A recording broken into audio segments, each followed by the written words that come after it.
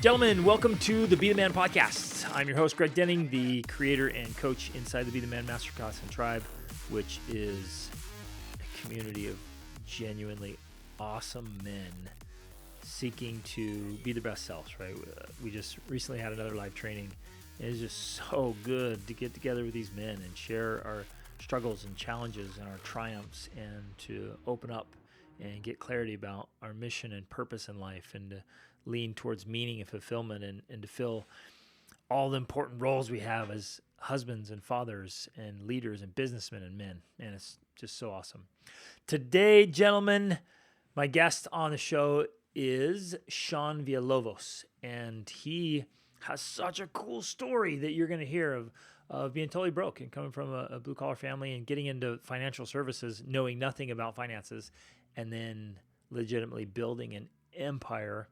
And what's so cool is he started having tremendous success, and his future wife was having tremendous success in the same industry. And then they got married and kind of joined their forces to build a great empire. And we talk about working together, and when you know what to do when your wife is working, and how to support her and what she's doing. And now Jamie just wrote a book called Happy and Strong and started a whole movement around that. And we talk about their move, and we talk about working together and what it takes to win, and how to be uncomfortable and push beyond the limits and be hypercritical. Talk about how business is like baseball, and I'll let you listen into that, and not focusing on the money, but like digging into autobiographies and learning massive lessons, and how to face difficulty and trial, and how to get mentors. Shawn is connected with some of the biggest names in the industry, in the world, and how they were mentoring him and leading him, and then working together and raising a family, and just so many great lessons about faith and family and finances and fitness and fun and all that good stuff. So you are going to enjoy this interview as much as I did. There's so much here, and Shawn's a great example of being a husband and family man and a great businessman, and really, leaning into tremendous success in business, but also in life. So enjoy the show. Be the man.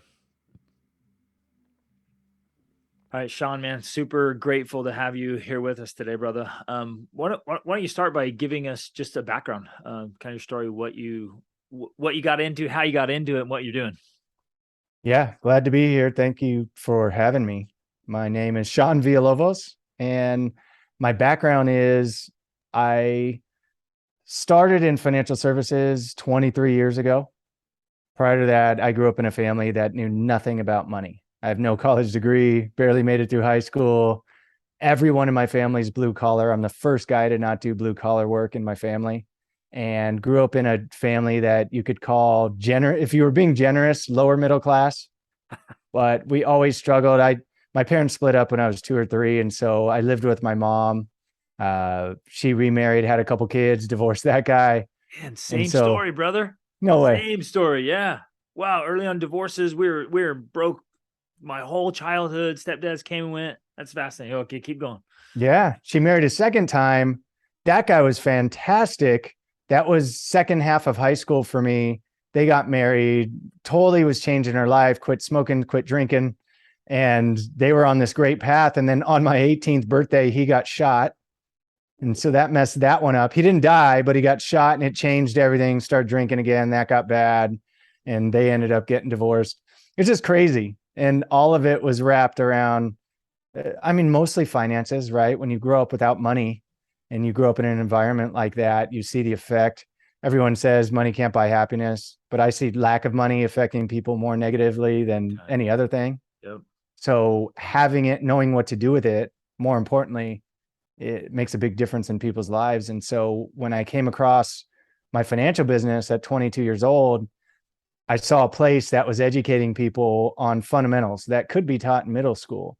And so I thought, well, at the very least, I'm going to learn this financial stuff and be able to get my own life on track financially, maybe make some better decisions at a younger age, help people in my family with that stuff, and got excited about that. And that's what I pursued. So I started doing that from basically being a laborer my whole life up until that point. And my dad was a contractor. One of my stepdads was a contractor. I was around construction my whole life, thought I'd be more in that kind of industry. and got in financial services, knew nothing. And as I started, really struggled because I wasn't good at really anything that you need to be good at to do financial services, but especially talking to people, which is funny because it's what I do for most of my day now, is talk to people. But I wasn't good at carrying conversation. I'm an introvert. I will not, to this day, I still won't go to marketing events or like mixers where you're supposed to go, networking events, things like that. I can't. If I get talked into one somehow, I'll just sit off to the side and meet a person and work my hardest to just talk to that one person the entire time, so I don't have to go meet anybody else. Love it. So no natural tendencies to do really well in sales or anything that has to do with speaking to people. And so I had to learn and get good at that. But I struggled in the beginning. I lived in my car for 5 or 6 months. I was homeless. I was meeting with a guy earlier today, and it was funny because he has storage units and he owns, I think, 4 locations now of storage facilities. And as I was talking to him, I remembered that during that time, I had all my stuff in storage, because the reason I was homeless is because I got rid of everything. I moved out of the place I was renting from. I tried to move back in with my mom, and that didn't work. It worked for like a month. And then I moved out and put everything in storage. But I remember when I put it in storage, I thought, you know what? I'll just sleep in my car to save money. And I'll put my bed in here. I got a bigger storage unit than I needed just so I could lay my bed down in there just in case. And I forgot all about that part until I was talking to the guy this morning. And it reminded me, I remembered that while I was sleeping in my car and was homeless during that time, there was a bunch of nights that I went to that storage unit and just laid the bed down, fell asleep, and spent the night in that storage unit during that time. Man, the parallels to our story is amazing. I slept in I left home at 16 because of broken family. And there was a lot of times I slept in an old pickup truck I had. Wow. That is crazy. How random. I was so shy and so timid. I couldn't talk to people. And same as you, this is what I do. I talk to people all day, every day now. And so I'm curious, how did you like overcome those barriers? You get into this industry where it requires all kinds of personal and professional development stuff. How'd you get over that? Because a lot of people bump against it and then back away. It was wanting it bad enough.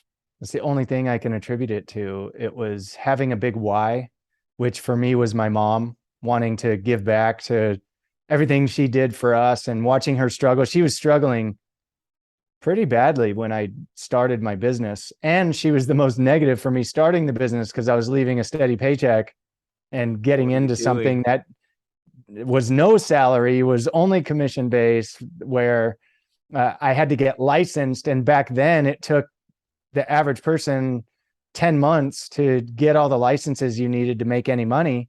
And so I went almost 1.5 years of making nothing. And she literally thought they were stealing my clients and taking advantage of me and lying to me, and I was never going to get paid. And she just thought I was totally out of my mind. And so I had, with no support from her, but she was the one I was doing it for.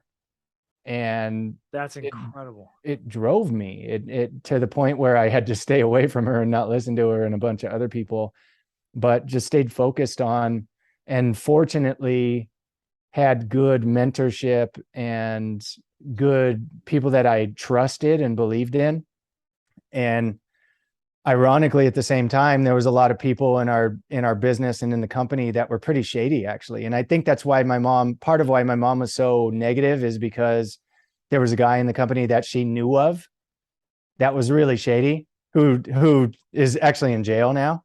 And I used to try and tell her, like, the business itself has nothing to do with that guy. He just happens to do the same business. Right. So I'm not that. I'm going to do it different. Actually, it's been good for me because I know what not to do. But she never heard that. She just knew of that guy and attached it to what I was doing. Industry, exactly. Yeah. And so that made it more difficult.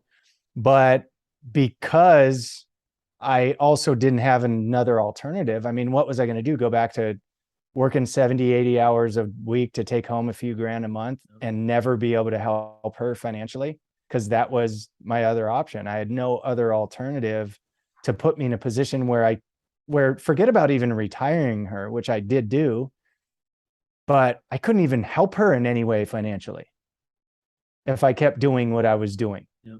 So because I didn't have an alternative, and this was something that the upside potential was so large, I was just so driven to somehow make it happen. And through that process, it made me willing to be uncomfortable. It made me willing to push myself beyond my levels of skill set and be hypercritical, I guess you could say, of myself and what I was doing, but also to monitor it. So I would record myself. I would literally have like a little recorder. I'd record myself in appointments and listen to how terrible I was. And I couldn't, to this day, when this comes out, wherever it comes out, I'll listen to it and I'll hate it. I'll say, that was stupid. I said that word too many times. I said this filler word. I did that. My tonality was awful. My, whatever it is, I'm super hypercritical, but it made me better. And what happened was I started getting results anyways.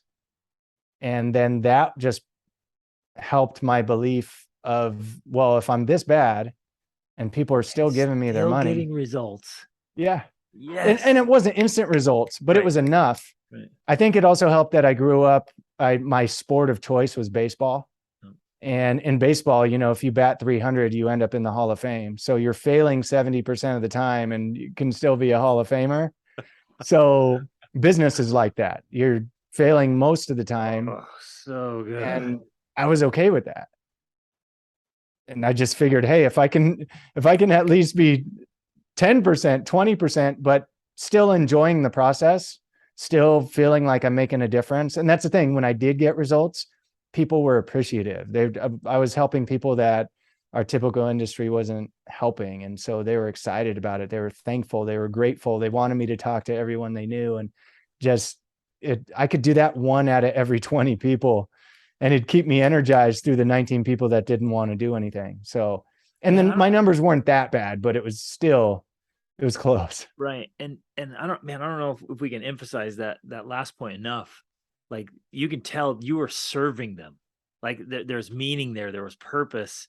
And when you show up and you're genuinely trying to help somebody, like they're all in. They're like, yeah, here's my money and here's my list of friends.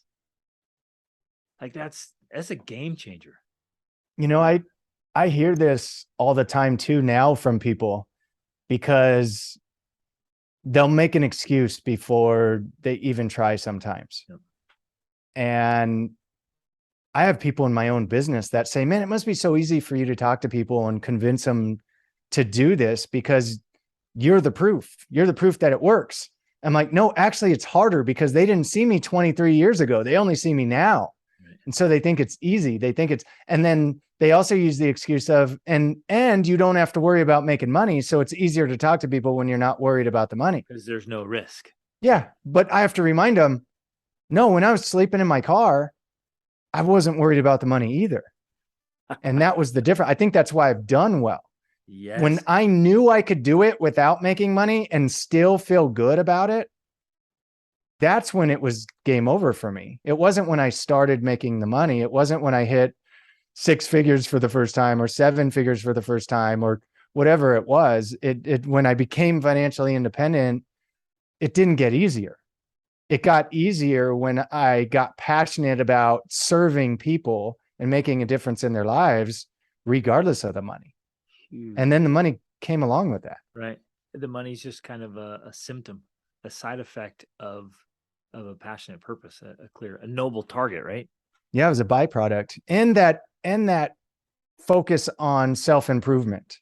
I tell people all the time that when they get in business with us, at the very least, you're going to be part of one of the best self-improvement programs you've ever been a part of. We just happen to have this massive compensation program attached to it, which if you come in with the right intention, you can get the best of both worlds. And it's worked for me fantastic. It's almost like we've monetized nonprofit work. Oh, this is awesome.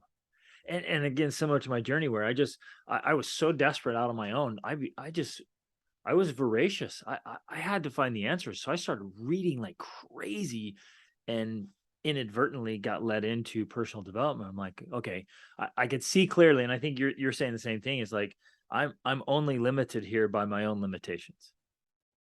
And if I chase through and break through those things, like it's going to change the whole outcome. Well, you mentioned reading, and that was the key for me because I didn't read, we're not reading Harry Potter and stuff like that. Not that Harry Potter's bad, but I can't tell you the last time I read a fiction book.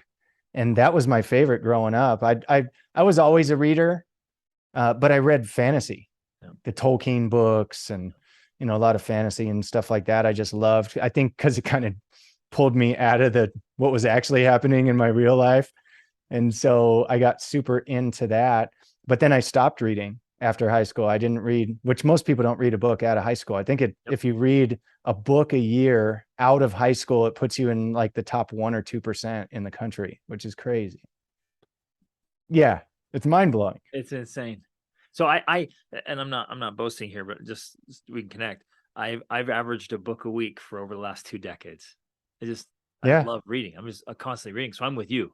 And personal development, professional development, biographies, autobiographies. I'm all over the place because there's so much to learn. And I love it.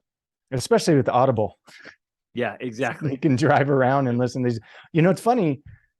Before Audible, we used to, just by happenstance, in the first office I was in California, in the San Fernando Valley, this a town called Tarzana, there was this store, and it was a books on tape store. And it was not even a block, probably a half a block away from the first office I was in when I started this journey of personal development. And they just happened to have this books on tape store. And they just started coming out with some on CD. And so I had a CD and a tape player in my car. And it was a subscription, kind of like a Blockbuster Video, but for books on tape. Oh, that's awesome. And so I just started listening, because in our business, I had to drive around to do appointments all day, every day, and just spent 12, 13, 14 hours in my car all day and turned it into a library and would start listening. This is all pre-Audible. Yep. And so it was like, man, I got so much good information put into my brain.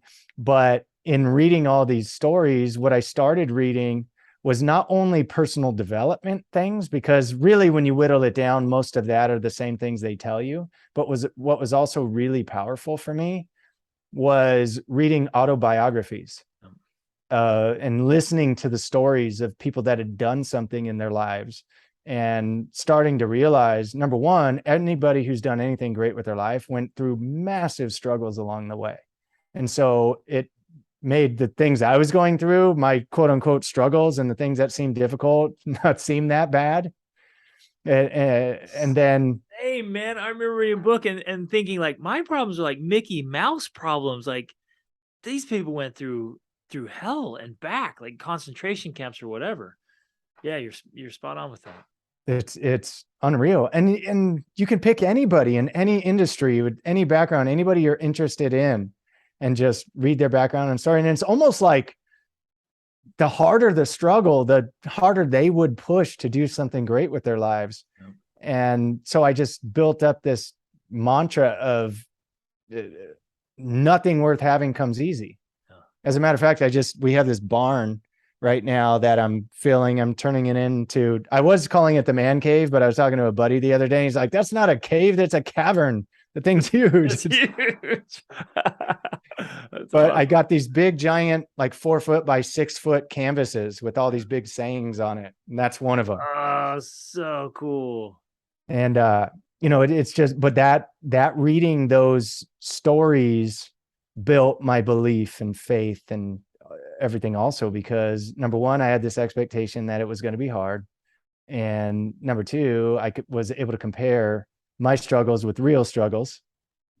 And then it also made me think, as I was going through tough things, no matter how tough they seemed, it reminded me that, you know what, one day this is going to be a great story to tell of overcoming. And so for whatever reason, I used to attach to some of those things as I was growing and building. But I think that's one of the things as people get into personal development that they tend to overlook. They just read the things that give them all the tips on how to succeed in their industry or their business. Yes. But then they still somehow think it's going to be easy. They haven't gotten themselves around people or ideas that emphasize the struggle. The struggle. And where you operated from that expectation, it just sets you up to like, okay, yeah, okay. Because I think what happens is people are going along and they want it to be easy or expect it to be easy. So when it's hard, the impact there is like, oh man, I guess this isn't meant to be. I'm not supposed to do this. I didn't think it was gonna be this hard. Yeah, well, and everybody's looking for a sign, and they take those difficulties as the sign you're not supposed to do it. Where in reality, that's the sign you're supposed to. Yes. And being a Christian, my belief is that every difficulty that we're given from the adversary, and the greater we're trying to do something, the greater our impact is going to be for good, the harder he pushes against us. And so as those difficulties happen, that means we're on track. We're close to doing something great, that this was meant for us. So where most people, it's kind of the opposite. They're looking for the excuse to not have to work so hard. And so when things get tough, well, there's my sign. Yes. This is hard. Oh, man, I just wrote that down in my notes. Like, difficulties are not your sign. That's another thing to go on a big canvas thing is like, no, man, the difficulty is not your sign. The obstacle is, well, you know this, the obstacle is the way, the obstacle is the opportunity.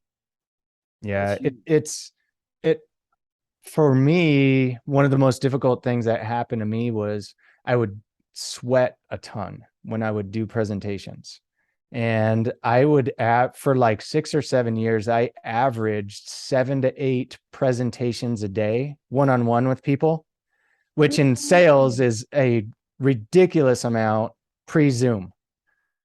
When you had to drive around, and I'm driving around the LA area, and I was based in the San Fernando Valley in LA, so like northern LA County, and I was driving on a weekly basis down to San Diego at least once or twice a week, up to Bakersfield at least once or twice a week, and out to Indio once or twice a week, which, if you don't know, is a 2 to 3 hour run to each of those places from where I was based.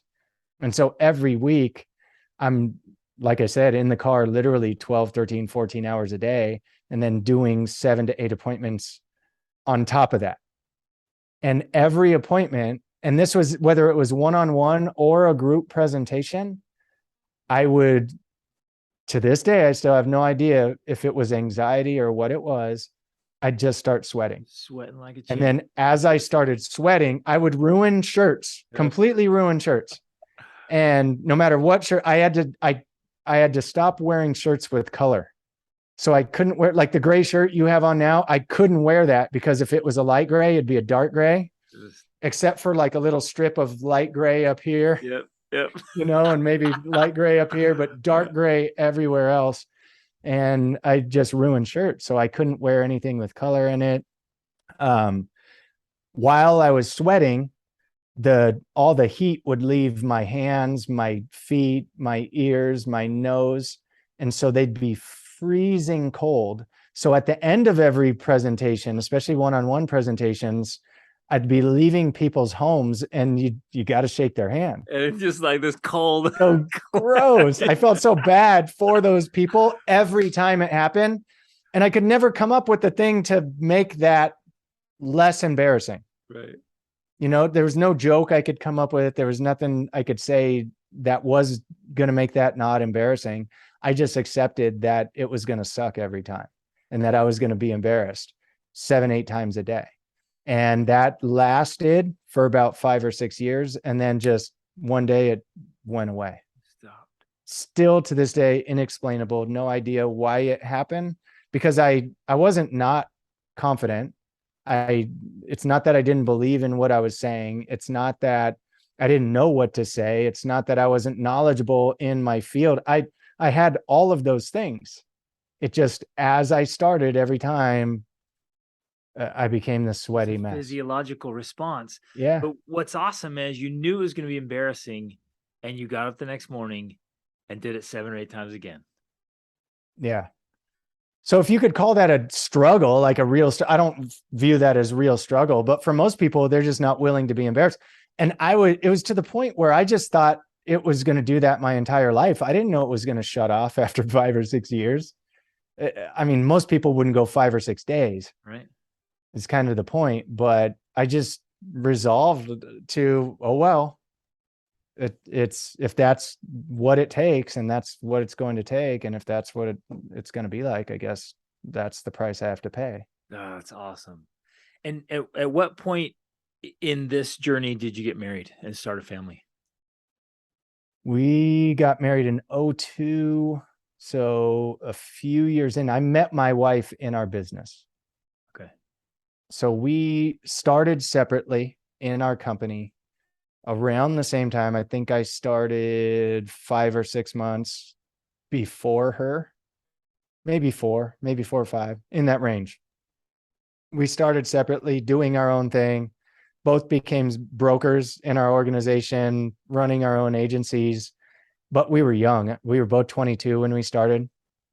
And the youngest by far in the office we were in, we just happened to be in the same office, totally different teams, everything, but we happened to be in the same office. And because we were the youngest ones in there, they kind of naturally, we have a lot of friendly competition in our business, and they just kind of pitted us against each other with this friendly competition because we were the young ones. And I think honestly, they probably didn't have much expectation for our long-term success because most young people don't do it. And at least at that time in our company, there weren't many younger people that did it, especially financial services. You look at, I mean, it is an older industry, especially now. And it's even worse now than it was back then, but back then was still bad. And then we ended up literally passing up everyone there independently. And then we started dating, and real quickly after we started dating, got married. And we got married in 02, started our business in 99, got married in 02, and started having kids in 05. And yeah, it was, but I went from, in 2000 is when I was sleeping in my car. My wife is actually the one who figured out I was sleeping in my car, and she was living with her mom at the time to save money. And she made me go sleep on the couch there. We weren't even dating yet. Whoa. And I was sleeping on her mom's couch, and her mom likes to rescue animals. And so every day I'd wake up with these like pugs breathing in my face, on the couch in her house.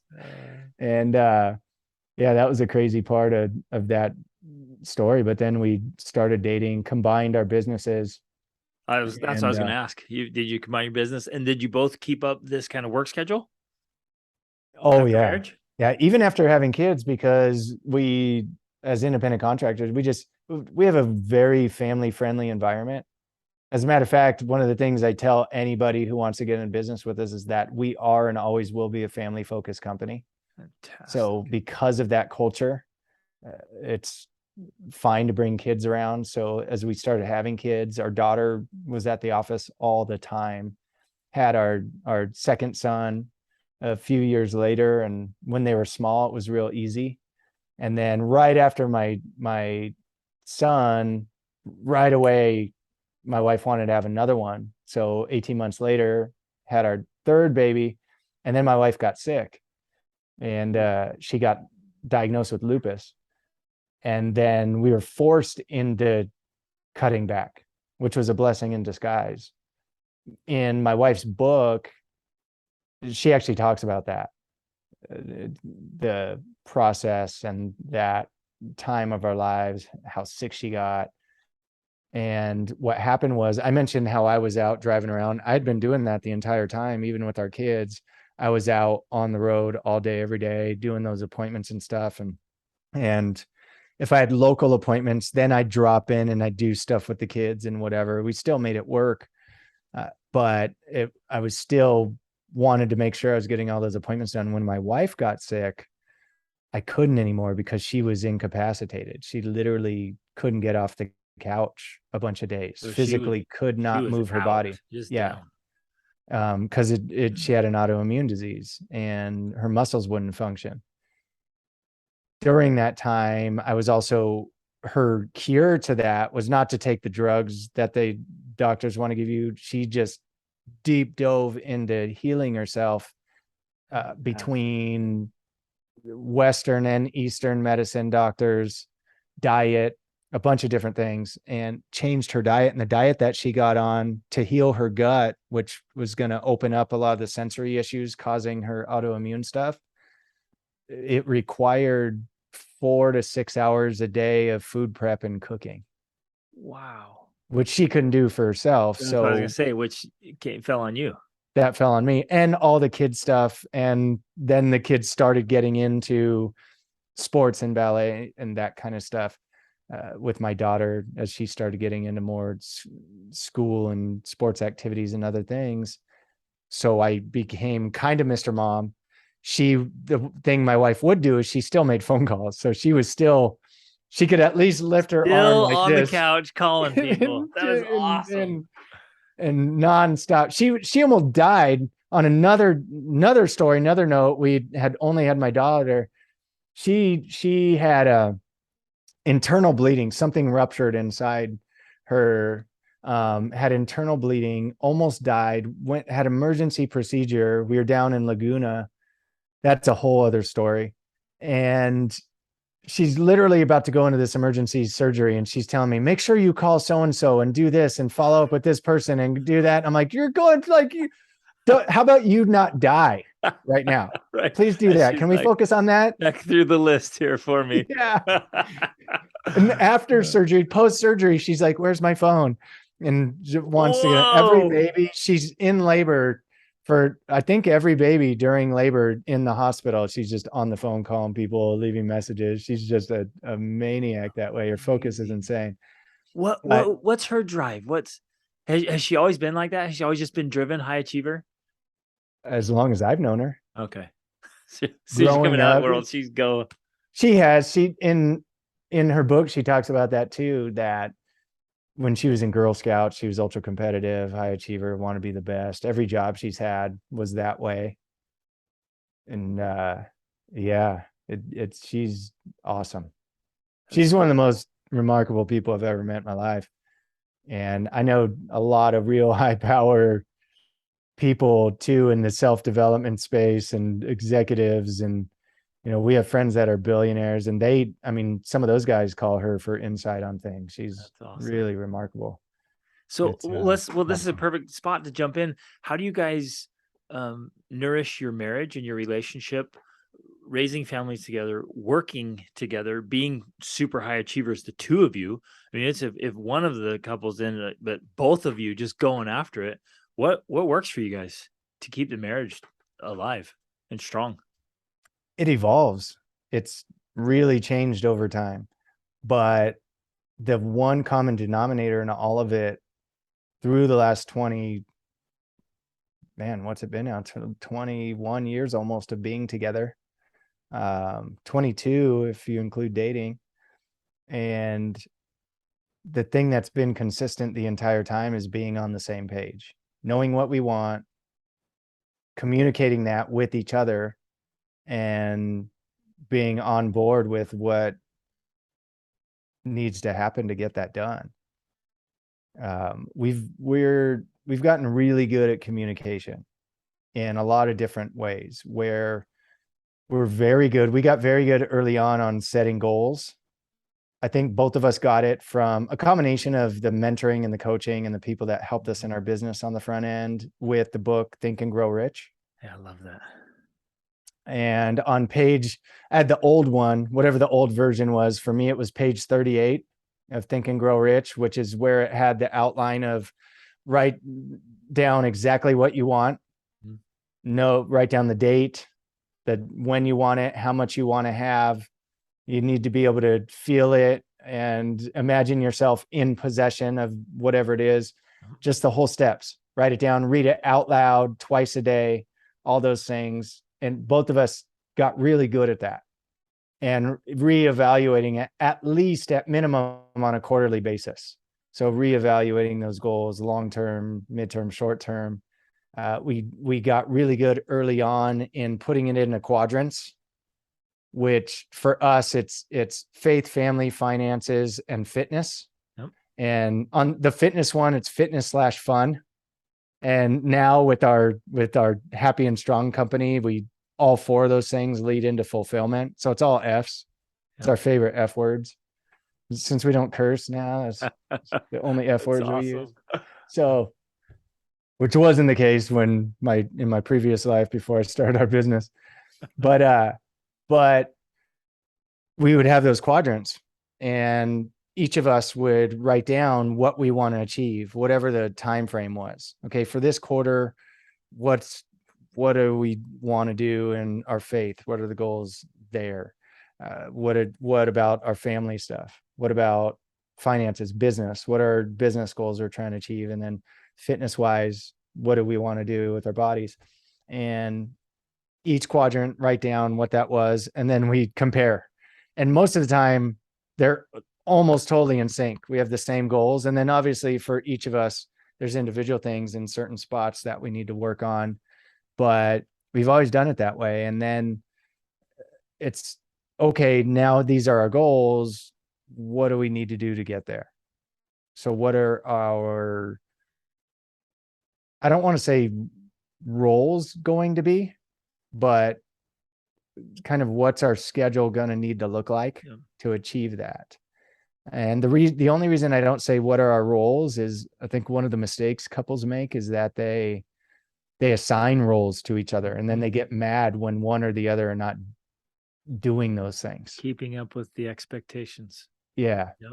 And worse is having covert expectations, right? These covert contracts. Yeah, exactly. And not saying anything. Yeah. You have an expectation that you haven't voiced Yep. in the other person. They don't meet that, which is what most couples do.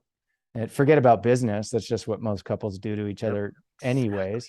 They don't communicate, and they really don't communicate expectations. And then they get mad because you're not meeting expectations that they didn't know you had of them in the first place. Exactly. But making the expectations of each other for certain things that are rigid are bad too. And so we never did that to each other. Yeah. It was like, okay, stuff's going to come up throughout the day. Here's your list. If you can get this, and this done, awesome. But if a couple days go by and it doesn't happen, then she would just do it, or I would just do it. Or, man, this happened with the kids and I got to run. I got to jump and do this now. I'm going to go do that.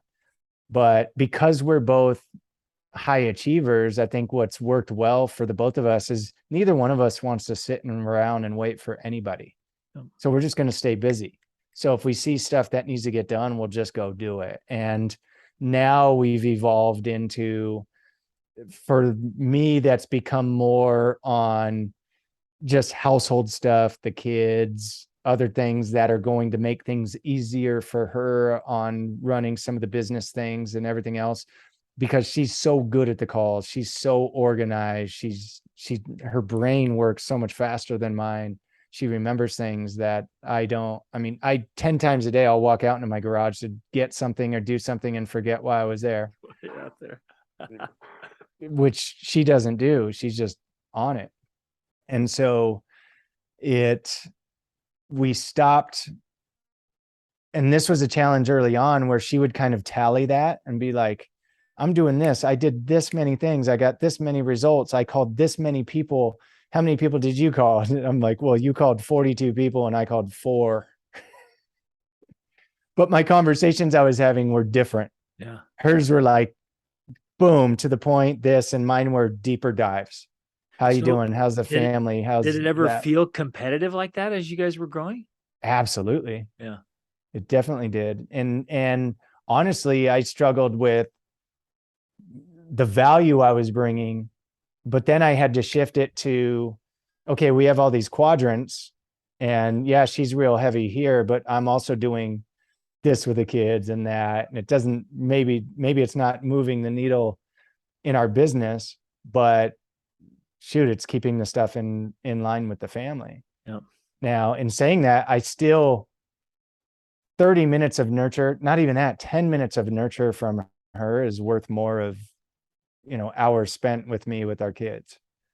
So I'm still, as a man, not going to give the nurture that they need, that she does, but she never misses those opportunities. Fantastic. So she can And they have still be working all day long and on her phone all the time, but she's still having meaningful conversation with our kids on a daily basis. She's and still that has a magnifying power. It's absolutely incredible. There's some kind of thing, and I can't explain it, but there's moments in a day like that, whether it's even your own stillness or reading something or engaging with someone or just feeling love for someone. Those moments have this magnifying power throughout the day in the relationship. That's huge. And the thing is, when we're on the same page, it doesn't bother you when you understand what's happening. Yep. I see that with couples too, where we'll sit with the couple. This happens a lot in our business and now with our coaching company, where the instant thing that happens, they sit down. Well, they're working all the time. They're doing this. They can't get off their phone. Then you have to ask them, is that true? Can you not get off your phone? Yeah, it's pretty true. Okay, well, what do your date nights look like? When do you spend time with your kids? Well, I'm just so busy. I don't really. Okay, well, get your planner out right now. I'm assuming you use a planner, because most, especially high achievers, they plan most of their day. Yep. Okay, now what are the non-negotiables from you? And then you ask the other spouse, what are the non-negotiables? What do you wish they were at, or turn the phone off during? How often do you want it to be all the time? Because that's not reasonable. So there's kind of this give and take, right? The whole time they're home, they're not going to have their phone off. That's just not reasonable when you're running a business. Yep. But what time would you like it off? And usually it's only a couple hours. If you look through the whole week, well, during this, or when we're at this for the school, our family night, or whatever it is, maybe during dinner, if we could just turn off the phone for 20 minutes during dinner so we could have a conversation. Whatever it is, it's usually not much. You say, okay, that's reasonable, right? Yeah. Okay. Now write it in your planner. So now you have no excuse. Schedule you can't it. plan Make it another happen. meeting on top of a meeting that you already have and treat it like one of your meetings. Yep. And just make that your habit. And man, you're going to be amazed at how much better life gets. And now when you are at the restaurant and you're on your phone, you already have an agreement that that's going to be okay, because you're off the phone in these other non-negotiable times. And then that spouse is, maybe it does make them mad, but they're going to have to remind themselves, okay, that's our agreement. And this is for the betterment of our family. This is going to increase our business. This is helping us achieve our goals. This is going to help us do the things that we want. This is going to pay for that vacation, whatever you attach it to. And now, as you have those angry feelings, because you're on the same page, you can say, all right, it's no big deal. And now if the kids complain about it, which is going to happen too, then you can have their back, instead of being like, yeah, you're right, they shouldn't be on the phone. That's, your dad just sometimes cares more about his business than he does about you. Well, how does that serve your family? Ooh. And when you undermine each other, yep, which too many couples do.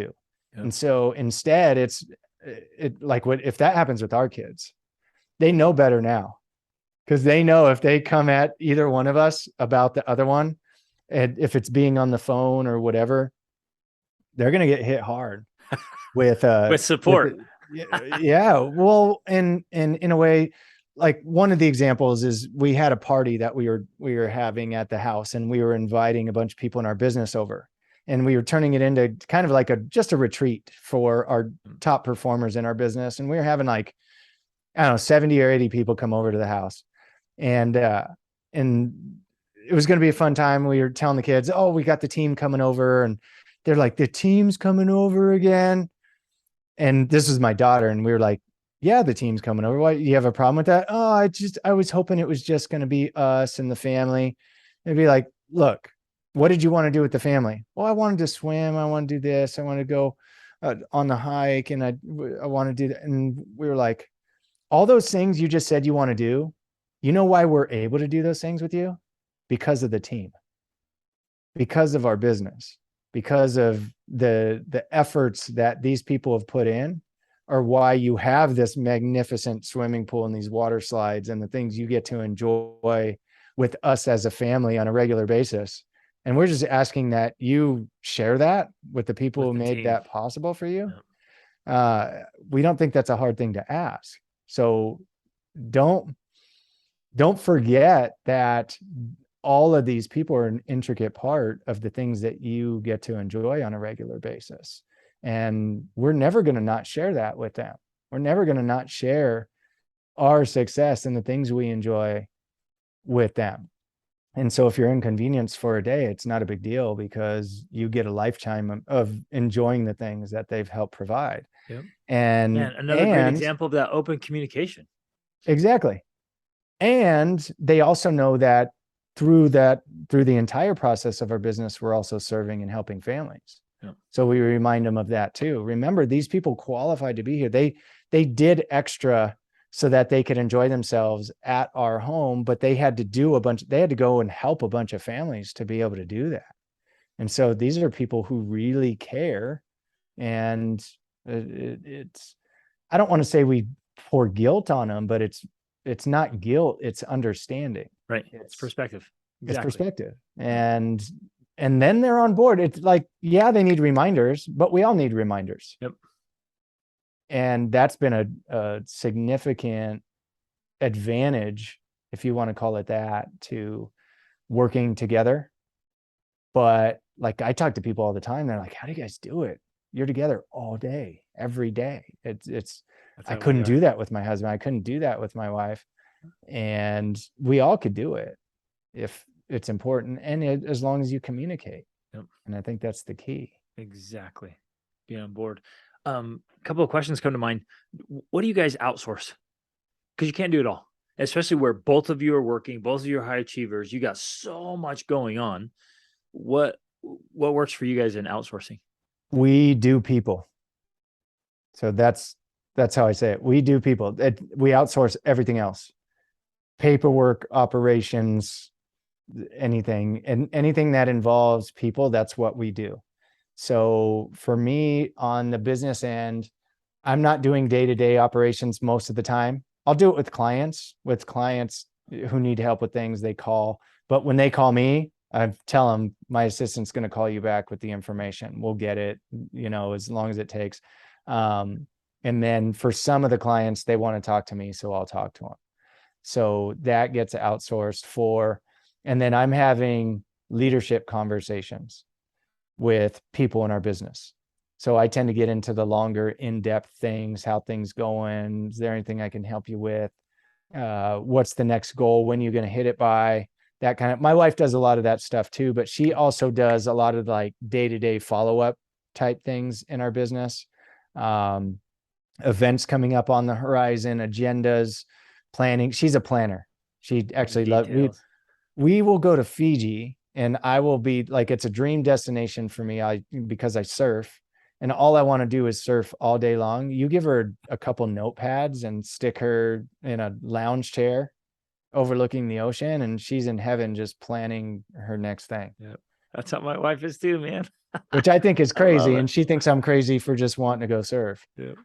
But it works and we know that. But if she does that, but she does no paperwork. I don't know if either one of us knows how to do any paperwork.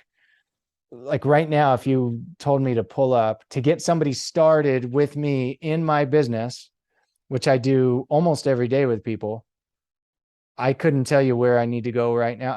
I'm sure I could figure it out, but I couldn't tell you exactly right now where I'd have to pull it up on the website, where I'd have to go, what I'd have to push, and what I'd have to enter to get somebody onboarded with us.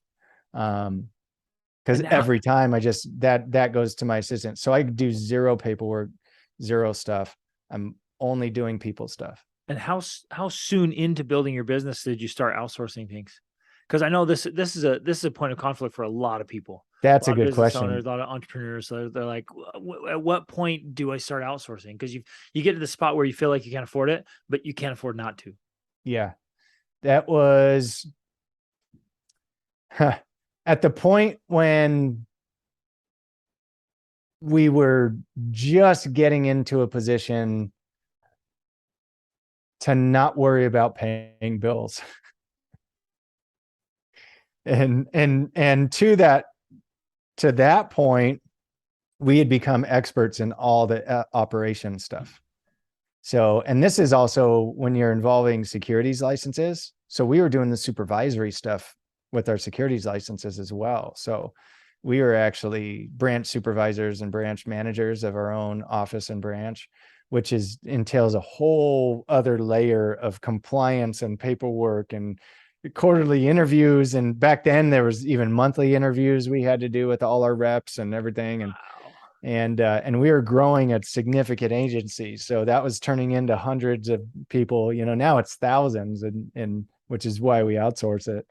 But we were doing all of it. And then when we got to where we weren't worried about paying bills anymore, and I shouldn't say anymore, because maybe in the very back of our minds, it was still there. So it wasn't totally comfortable to bring on staff, but we started with someone part-time that was also they were in our business or their spouse was in our business. So they were still attached to the business. So there was in a some connection. way. That's Yeah. awesome. And they cared. So it wasn't just some, minimum wage, Yep. Just punching time part-time clock. person or whatever. Someone that could come in, that could care, that we still paid them minimum wage, basically, very little. But a lot of them liked it because they could be around the business and they could learn it faster. They could learn the operation stuff. They could get better at that. They could be closer to us and learn from just watching us run the business. And so that's how we started. And it was, I think we would pay them on like a salary for like 20 hours a week to start, give them like a SOP of here's their expectations for those hours on a per week. I don't care how you do it, get this, and this done every day, and you're good. Which is an awesome way to have team members. Yeah. Like, look, this is what's expected. This is what we need done. Go. Yeah. And then that just grew from there. Very quickly, we jumped into full time, and then as quick as we could. It didn't take more than a couple of years to get totally out of operations completely. And now even like we'll do events, and we found the dynamic where like my wife will plan the whole agenda, and she'll do the agenda, and she'll get the speaker, and she'll come up with kind of who's going to talk about what we're going to do. And then I focus on the recognition and the entertainment, because that's my wheelhouse, and I'll have fun with that. And we'll make it super fun, and we'll do a bunch of awards, and it's like, we want people to leave just, not only did they learn a bunch, but they had an experience. Yep. Exactly. And so we wrap into that. I put a bunch of effort into that, but still, even with the entertainment and all that stuff, we put together teams now of, okay, you're in charge of this, and we're going to have, this dance routine. We're going to have this crew. We're going to have this company come in, and we're going to have this Cirque du Soleil thing. We're going to, whatever it is, we bring in all of that to achieve the result, but we put the effort into the feeling that our people are going to get. Right. So building a culture. What about around the house? Just maybe some logistics. I know people are thinking like, because this comes up a lot with our audience, like, what do you outsource around the home and the family, the house? Like, they're always curious of how to manage a household too, when you got your hands on all kinds of things. You guys, the yard, how involved are the kids? Taking your house. How do you have people come clean? You shopping, all that stuff? Yeah, in California, we had our gardeners, we had our landscapers. We were on like almost 8 acres in California, and needed it landscaped. So that was, I had guys doing that. We've always had housekeepers. At one point early on, we used to have nannies. We don't do nannies anymore. For a couple of years when we needed it, we had a live-in nanny who was fantastic. And that dynamics kind of changed depending on our kids' needs. Yep. We've had kids in private schools, we've had them in public schools, we've had them one-on-one virtual learning. It just, all the kids are different too, and their needs and stuff like that. So it kind of ebbs and flows with what the family needs. Yep. But our main ones are how I think we'll always have a housekeeper, because I'm anti dishes and I don't even make my bed. Right. Like, I hate the that, dishes and who was vacuuming. it? Who was it? McRaven? Was it McRaven's book, Make Your Bed? I Yeah. forget, one of those generals. Yep. Yep. I Make your was bed like, first thing. sorry, You're that's like, not me. I got somebody else to take care of that. No, it's huge. And we've had the live-in nannies before too, and we've always had help. And it makes a difference. And Yeah. you're right, it changes as the kids get older and change, like the dynamic changes. So you have to keep adjusting. But man, I think it's so important that the things that can be outsourced ought to be outsourced, so that you and I focus on the things that matter most to us. Yeah. And the same thing, we're not outsourcing nurture for our kids. Right. That's part of why we don't have a nanny anymore, or why we don't go that route and we don't have people do those things. We don't have even people helping them with their schoolwork. I try and help them with that. But I will say this about our kids, knock on wood, they're all, even our 7-year-old, since he was 4 or 5, are completely independent, where part of it's just because we make them. We don't baby them. We're all about autonomy, man. Like, you figure it out. You get the homework done. It needs to be done. You don't turn it in. You're going to be, oh, it's so hard. Oh man, is it really hard? Well, then your teacher must have lied to me, because they told me it was going to be pretty simple. It'll only take you like 10 minutes. They're a liar. You know what? Don't do it. That's fine. I bet they'll give you extra time during recess tomorrow. And I'll call the teacher. I'll send them an email, and you just do it during recess tomorrow. Don't worry about doing that homework tonight. And they're see like, how that goes over. no, I'll do it. Right. But they're all super independent that way. But we also, we are careful not to let work get done for them in other ways too. So since we moved here, I have my boys doing the yard work now. We're on 10 acres here, and there's tons of grass, but I got a giant 0-turn lawnmower. And that was kind of like, that got my 14-year-old excited, actually. Yeah, that's a toy for a teenager boy. And so I told him, like, hey, here's what it's going to cost for a landscaper for me to pay him, or you can do it, and I'll pay you $100 a week or whatever it is. Yep. And he's all pumped, really? And I'm like, yeah. And then you can use that for your mission, to save for a mission, and for your first car. Let's make that your 2 big goals that you save for. And then I'll match you dollar for dollar for everything you say. Fantastic. We do that same thing. Like, hey, this is what I'd pay. If you guys want, we do the fellow kids, like, hey, we would pay this, and we're willing to. If nobody wants it, we'll pay somebody else. If you guys want the money, here it is. And then start planning. Yeah. Yep. So now my boys are my landscapers. My one boy does all the edging and leaf blowing and all that stuff. And when we need extra things done and edged and cut, he does all of that. And then the other one does just the mowing. And then they'd have their regular chores on top of that, obviously. Yep. Picking up stuff around the house. We don't have housekeepers here every day. They come a couple times a week, and the rest of the week is they do dishes. They, each meal. We do almost every dinner together. Same. Where we're together as a family, and then they all have they take turns. Okay, you're going to load, you're going to unload, you're going to clear the table. No, we don't have a cook. We tried that. No. I mean, do you have them cook? Do you have your kids cook? Sometimes. Yeah. Sometimes. I do most of the cooking. Really? Yeah. Nice. Yeah. I enjoy it though. I like it. And that all started with my wife getting sick. When that all happened, then you had to, and I evolved into that, and I kind of stayed there. Nice. You got to get beyond the mac and cheese at some point, or everyone's going to hate it. I mean, everything we have is pretty much, everything's organic. Make a lot of stuff from scratch, do a lot of really healthy meals, and we've gotten really good at that. Again, at first from necessity, and now it's just our habit. So yeah, that leads me to another thought. Like, how do you feel like success has, do you feel like you've changed much as individuals, couple of family, as you've grown in success? Yeah, for sure we've changed. And too many people are unwilling to accept or say that. And the reason I'm willing to say and accept it is because that's what we're supposed to do. Yeah. And it's so weird that I think it's weird that that stops at some point in our lives. You look at most people, especially, I'll use kids as an analogy. You look at your kids, how excited do people get when their kid starts to walk? Yeah. Like, oh my gosh, until after you've had a few kids and you figure out that's when it gets hard. Then you're like, oh no, they're walking.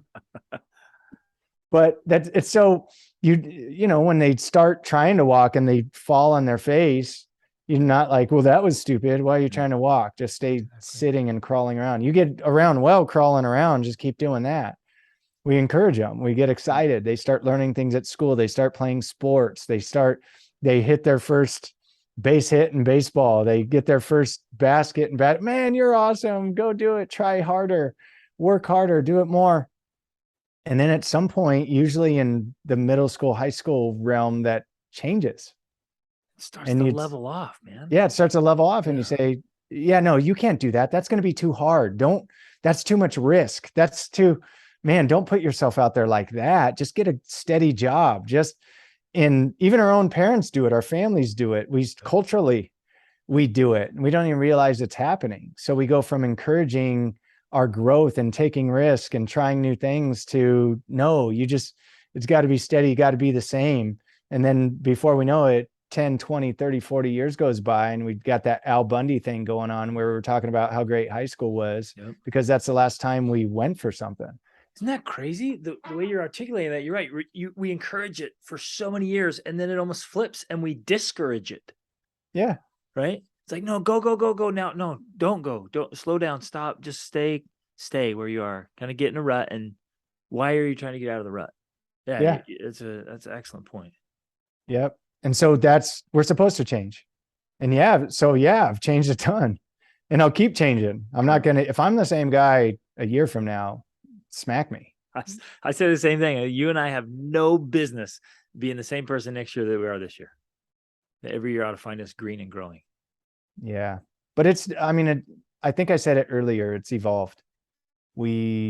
As life hits us and different things become important, one thing we've gotten really good at is the evaluation, because we communicate so much to the point where literally every Sunday night's our family night. We do family council and we plan our week and what's going well, what's not, what do you guys have? Are there important things? And if things start getting hard in any way, we adjust. Okay, I'll do this more, I'll do this less, I'll put more effort here. If you need help with that, I'm here to support, whatever it is. And that's constantly changing. Love it. Oh, that's fantastic, man. This has been so good. There's so many nuggets here and so many insights in your guys' story. Is there something that stands out, kind of as one maybe last thought? Is there something that really stands out that you wish you had known sooner or done differently? Maybe done it sooner, done it better. Just kind of looking back over your journey, that maybe something there that people would be like, man, that would have made all the difference. Or maybe something you did do that made all the difference. One last piece for the men who are listening, like what's something that would have or did make a big difference for you? I'll say, I think what did make, and I couldn't imagine our life without it, is real early on in our marriage, somebody explained our personality types to us so that we could understand each other and how we communicate, so that we wouldn't get mad at each other when we said certain things a certain way to each other. Wow. And that has been probably the most valuable thing in our marriage, is our understanding of each other and our personality types and the way we communicate. And without that piece, honestly, I don't know if we'd still be married. I think what happens is I know what happens to people is that, and this isn't just in couples, this is in business, this is in any relationship you're going to have with any person or any group of people, is that if someone the old term, treat people like you want to be treated. Yep. The golden rule. Yep. Do unto others as you want them to do unto you. That's not necessarily true, because number one, what if you're a masochist? That's not going to work well for most of the people you deal with. But it's an extreme example, but it's an example of the way I would tell somebody to do something compared to the way my wife would tell somebody to do something if I'm trying to get something done. Totally different. Totally different. I'd be way nicer about it. Yep. And she, in the pursuit of just trying to get it done, would be a little harsher, but they're more likely to get it done because of that. And so she's more effective in it. And she's not going to spend any time beating around the bush, trying to find an angle, trying to make it feel warmer or fuzzy or any of those things.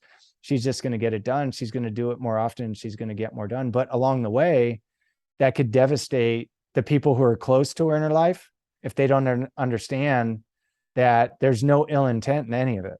She's not trying to be mean. She's not telling you you're stupid because you didn't get it done yet or any of those things. But her tone might sound like that if she were you. Right. Does that make sense? Absolutely. So what I hear you saying is like, don't treat people the way you want to be treated. Treat people the way they want to be treated, or you have to operate from that understanding of that individual, right? Yes. So yeah, I love that. And the same was true for us when I started to understand how my wife operates. Like I didn't expect her to operate like I operate. Yeah. So and then you don't get mad. And here's the thing, you still naturally will get mad in the moment for a second when they speak to you a certain way, or vice versa. They may when you speak a certain way, but if they understand the meaning behind how you said it because of your personality, then that you won't stay there. Exactly. And you won't dwell on it. And then so that it doesn't become what I call the death of 1,000 cuts, which gets most couples. They just store in the memory bank. It's like, I read a book. I think it was the ABCs of building a business team that wins. It was a business book, but there was a term in there he called stamp collecting, where somebody does something that you didn't like. Stacking. Yeah, you stack it, you just collect that stamp. Oh man. And then when you get mad at them, then you did this and this and this and this. I mean, that gets most couples, right? It's not the one time, like all of a sudden you don't file for divorce because they got on your nerves. It's, the 1,000 little things that you let bother you, that you dwelled on, and it became an issue. So because early on we understood each other, we don't live in that space of having this collection of things we've done wrong to each other in the past. Yeah, it's huge. Jordan Peterson and some of his colleagues put together a personality test, and my wife and I did it. And it's just the spectrum of the big five, right? And on a couple of things, we are like literally opposite sides of the spectrum by massive differences. And you're right. It's just such an insight. You're like, oh, okay. And we'll bring it up now. We're going like, oh, that's why you're doing this. That's why I'm doing this. And we get each other.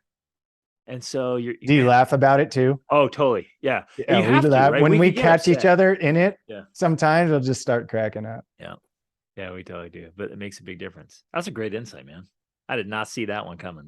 That's a good thought, because early on, the sooner you do it, the sooner you understand the people you're close to and what makes them tick and why they do what they do. Man, it unlocks so much and prevents so many problems. When you understand that, just think of how many couples or past couples that have been divorced, that have gotten divorced, that that if they could have gotten to the root of that early, they would have never gotten to the point of separation or divorce or any of those things. And I think that's what gets most people. Yep. So true. Oh man, this is awesome. Thanks, brother. How can people get in and find you guys and connect with you and the work you're doing and what you have going on? Because you got all kinds of stuff going on. We do. My Instagram's at Shawn VMD. I don't post a lot of stuff. Mine's more like messing around. But Jamie's, her stuff is out. She has some of the best content out there, especially for women and families and entrepreneurs. But hers is at jamie.villalovos, and Jamie spelled Jaime. Villalovos is what it sounds like. I'm just kidding. It's V like Victor, ILL. Yeah, ALOV like Victor, OS like Sam. So Jamie.Villalovos. Where's the heritage of that, man? Where did that come from? It's Mexican. Okay. Probably Spanish originally, like most of those Mexican names. But yeah, my dad's family's from Mexico. That's a whole other story in itself. I always joke I'm the only Irish Mexican you're going to meet that doesn't drink. That's awesome. Yeah. What But a cool heritage. and then our website's happyandstrong.com. And that's my wife's book too, is Happy and Strong. A lot of this stuff we talk about, my wife talks about in that book, a lot of the balance stuff, a lot of the techniques and some of the things I'm talking about, communication things are in that book too. Fantastic. So that's a good one to get. Yeah, love it. I'll put all those links in the bottom. Okay, thanks, brother. Thanks for being here, man. Really appreciate it. This has been awesome. Thanks for sharing. Yeah, thanks for having me. It's been fun. It's been a great conversation.